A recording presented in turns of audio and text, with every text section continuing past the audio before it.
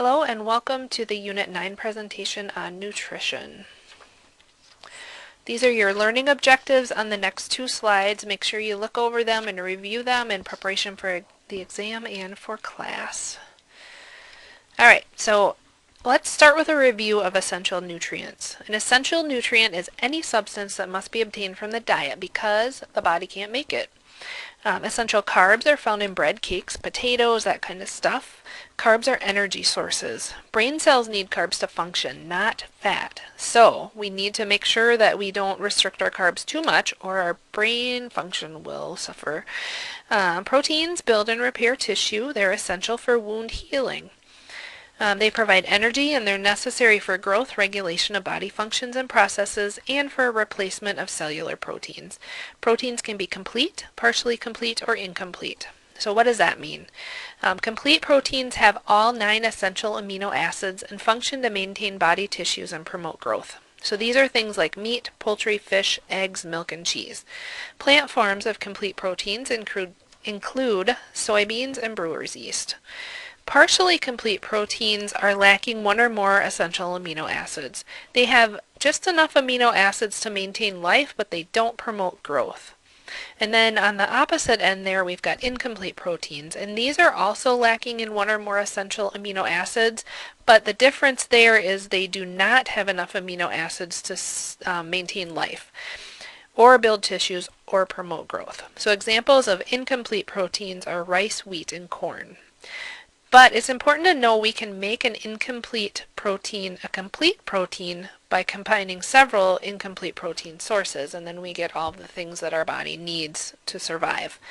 Essential fats are used as energy sources, and these provide more energy in the form of calories than do proteins or carbohydrates. So that's kind of an important thing to note there.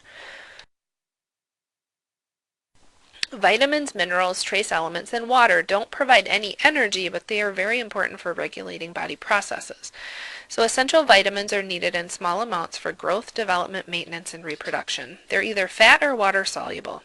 So a water soluble vitamin is a vitamin that dissolves in water. Water soluble vitamins are carried to the body's tissues, but they're not stored in the body, so they can't build up. You urinate the excess out, so we don't worry as much with overdosing on these kinds of vitamins. The fat-soluble vitamins, A, D, E, and K, are vitamins that can dissolve in fats and oils. So they are absorbed along with fats in the diet, and they can be stored in the body's fatty tissues. Now, it's important to note here that these, because they're stored in fatty tissues in the body, they can build up in the liver and they can cause toxicity. So we need to be more careful with the amounts of these, especially if we're taking supplements. The roles of water is more for transportation of nutrients and waste products. It provides structure to large molecules. This participation in metabolic reactions serves as a solvent, lubricant, and cushion. It regulates body temperature and maintains blood volume. Now, infants have the greatest percentage of total body weight as water. Older adults have the least. But both of these patient populations are most vulnerable to water deprivation. Illness can create an increased need for fluids. So think if you have a fever, you're sweating off fluid, so you need more. Or if you need to ingest less fluids, so if you have cardiac or renal disease, you wouldn't need to take as much in because we can't excrete as much fluid. And thirst is something that's just a protective mechanism, and this alerts the person to the need for fluids. So what you need to be careful of here is if we have a patient that can't tell us that they're having thirst, they're not going to be able to respond to that thirst mechanism. So they would be at an increased risk for dehydration. So how much water should we consume daily in a normal diet? Well, there's differing opinions, but I think the current recommendation is 8 8-ounce glasses, which is about 2 liters. So here's a question to think about. If you drink 2 liters of water a day, should you urinate the same amount out? Well, no, because fluids are lost through the skin, lungs, and GI tract, so we're not going to completely have an accurate intake to urine output amount because of these insensible losses that we can't measure. But we still want to look for fluid balance, fluid deficit, or fluid overload. So what are some of the signs and symptoms being in a fluid balanced state? What assessments would indicate fluid deficit or fluid overload? Use your critical thinking to answer these questions, and this was something we covered a little bit back in our cardiac unit as well. So this chart is just a breakdown of the water-soluble vitamins, and these are the C and B complex vitamins. And I know there's more B complex vitamins than what we have here, but these are the highlights for you. You can take a look at this chart, and this is another breakdown of the fat-soluble vitamins, just to make it a little bit easier to put that together. And then this table is the essential minerals, and you can see them listed on the left, and then their food sources are on the right. So pay attention to that and know your sources.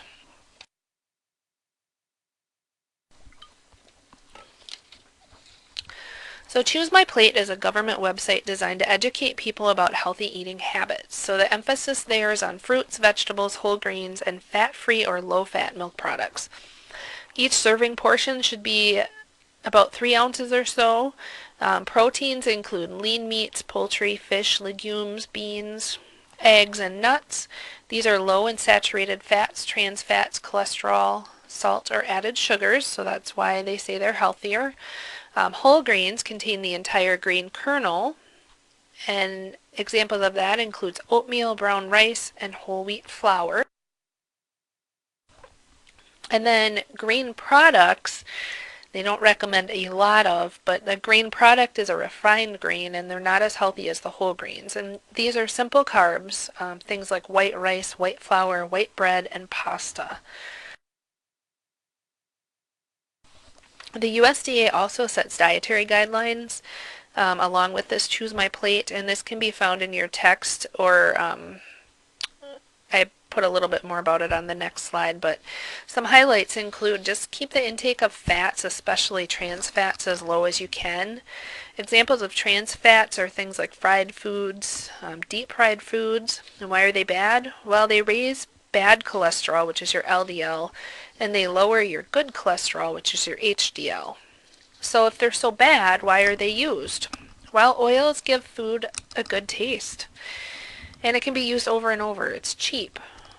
So companies use it and people eat it, right? Saturated fats include fatty beef, chicken skin, butter, cheese, and those are recommended to be minimized also. And then sodium. We got to watch out for too much salt or sodium, because this can raise blood pressure, trigger asthma, and cause weight gain in our patients.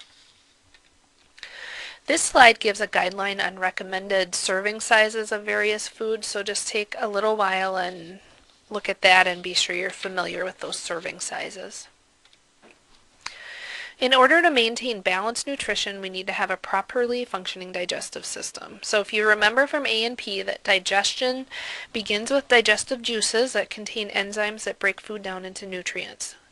Once it's digested, we can absorb. So absorption mostly occurs through the small intestine, where digested proteins, fats, carbs, vitamins, minerals, and water get into the bloodstream and the lymphatic system, and that goes through the intestinal mucosa.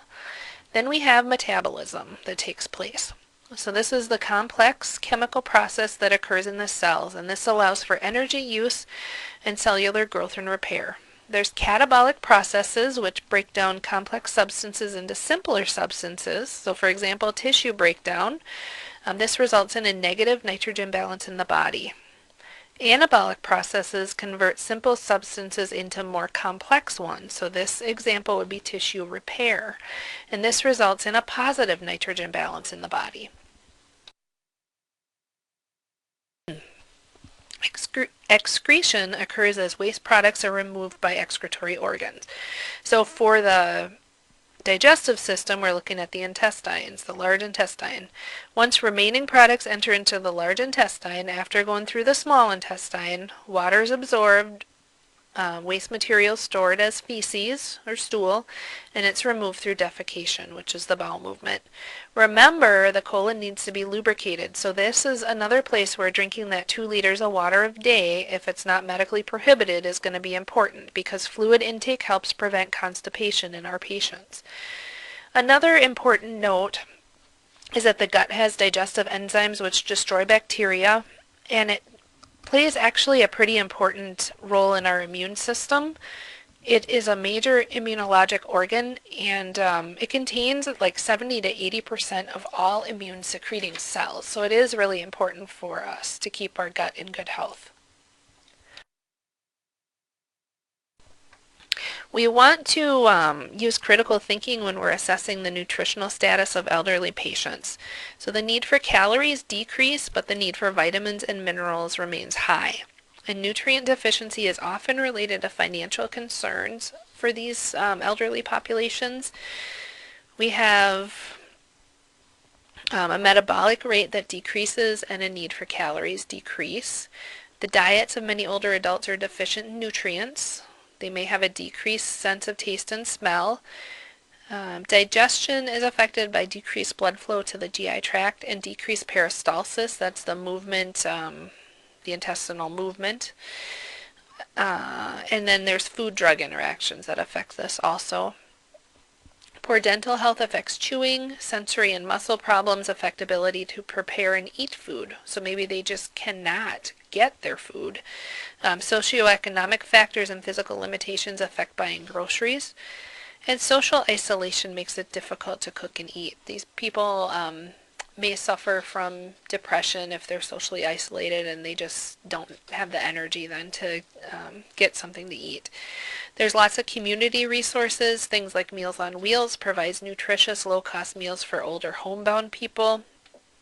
Local senior centers provide meals, health screenings, medication assistance, dietary counseling, and referral for economic problems.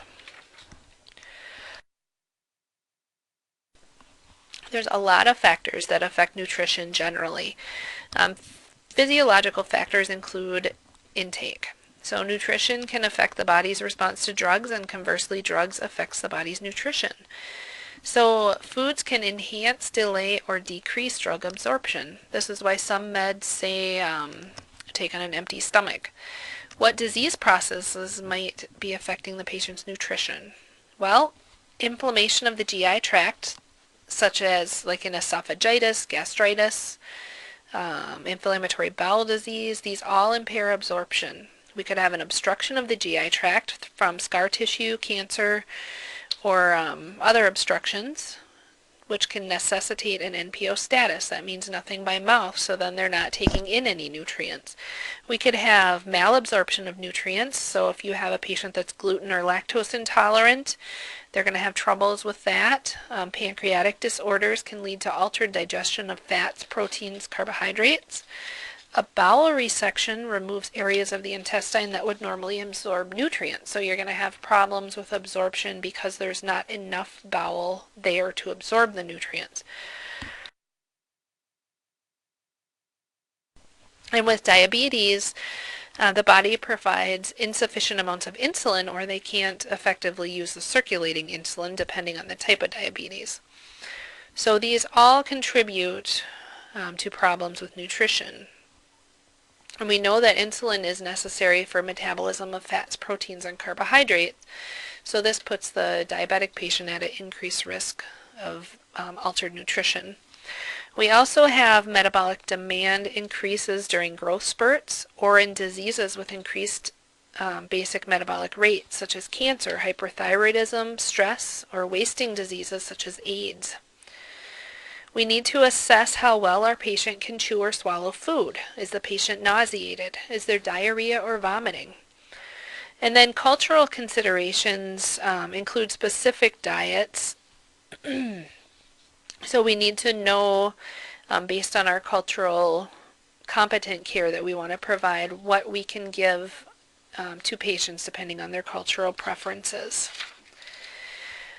One example there is vegetarian. So vegetarians tend to lack vitamin B in the diet, and why is this the trend? Well, because vitamin B is found in meats, and these patients don't eat meats. So these kind of patients should always take vitamin B supplements just to prevent that. Lack of vitamin B causes anemia, so this is an important thing. If we have a surgical patient, the patient might be NPO or nothing by mouth, And this is important to know also. So why is the patient NPO before surgery? Well, it lessens the risk of aspiration if the patient vomits during intubation. If their stomach is empty, there's less for them to throw up and get down in their lungs. The post-surgical patient is started on clear liquids usually first following surgery. Why is that? Well, the bowels go to sleep during surgery too with the anesthesia, and they're the last to wake up after anesthesia. So if the bowels are quiet and not moving, food's not going to go anywhere. It's going to sit in the stomach, and the patient's more likely to vomit it up or at least feel nauseated. The diet progresses as the patient tolerates, as long as they're not becoming nauseated and the bowel sounds are becoming active.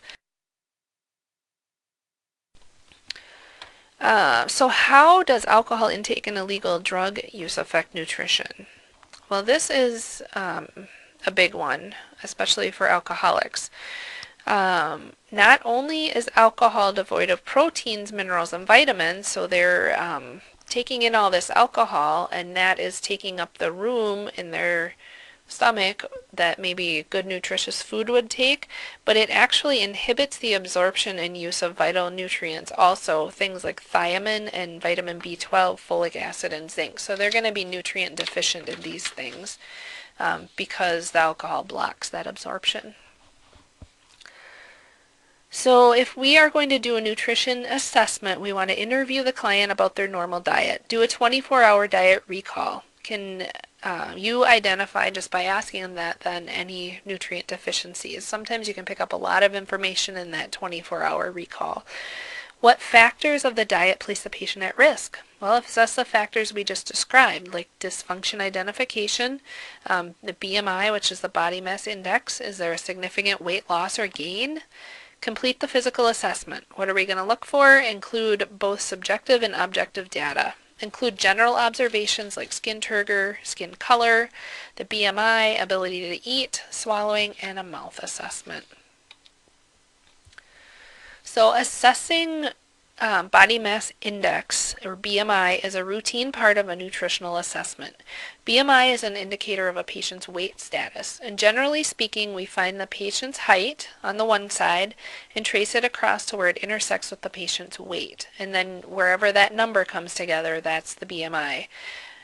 This is important for you to be able to calculate the BMI using this graph and prep for the exam and know what the numbers mean. Know which numbers correspond to which weight. So purple is underweight. This is a BMI less than 19. The normal is 19 to 24.9. Overweight is the 25 to 29.9. And then blue is obese, which is above 30 for the BMI.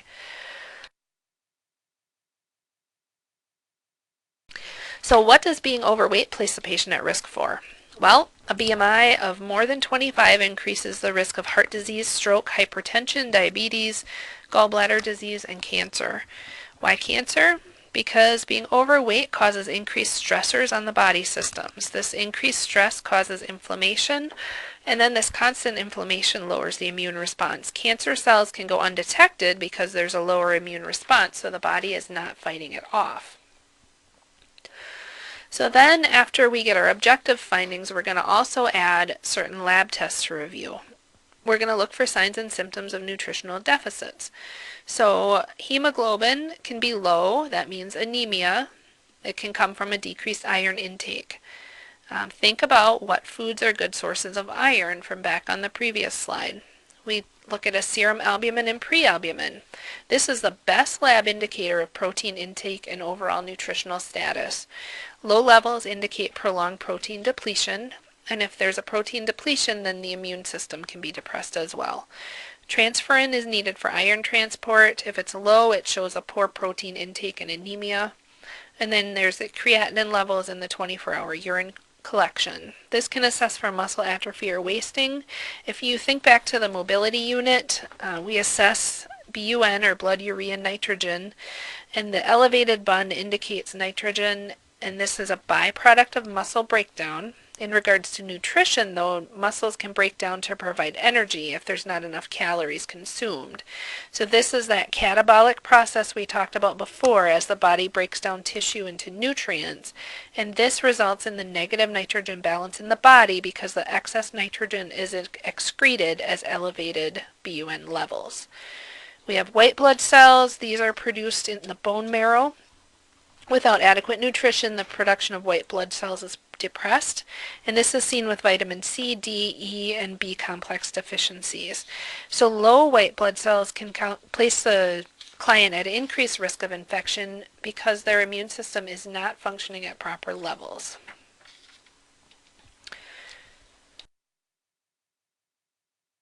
So we develop our plan of care, and this includes setting some priority nursing diagnoses. Here's just a few that might pertain to your unique patient with nutritional problems. After we determine the nursing diagnosis, we set specific goals. And some of those are listed here for realistic goals. For patient teaching, we want to have a goal of encouraging good nutrition by increasing understanding of why a healthy diet is important. We want to focus on actions a patient can take immediately, like increase protein to promote wound healing. What interventions can we perform or implement to help meet the goals we have set? Well, oral care makes food taste better and is especially important for patients with mouth sores. It can cause them a lot of pain to eat if they've got sores all in their mouth. Sometimes loneliness triggers loss of appetite, especially with depression. Simply being present with your patient can increase their appetite. It's no fun to eat alone, so this could be a good time if the patient doesn't directly need to be fed. You could be in the room, tidy the room up, do your charting in the room, anything to provide company during the meal.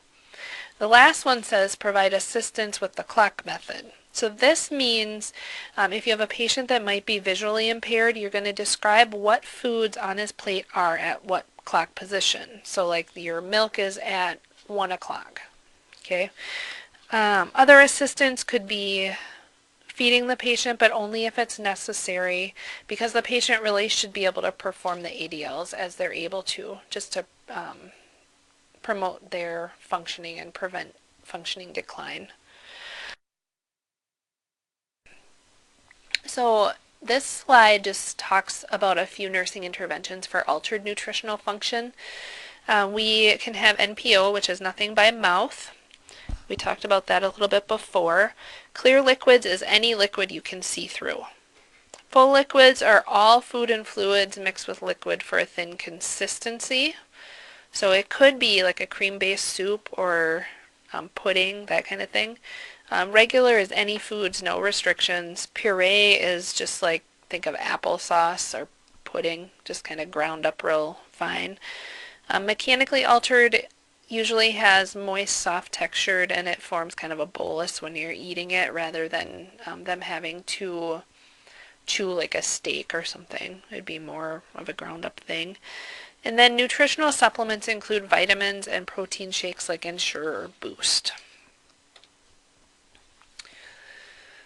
So enteral tube feedings just means a feeding tube placed in the GI tract. So this provides nutrition to those with a functioning GI tract and an intact cough and gag reflex, but they might have dysphagia, which is difficulty swallowing, or they might have disease states that contribute to malnutrition. They should also have adequate gastric emptying. Excuse me, that is a mouthful. Consider the cause of the difficulty swallowing, which prompts the need to be fed by the feed tube.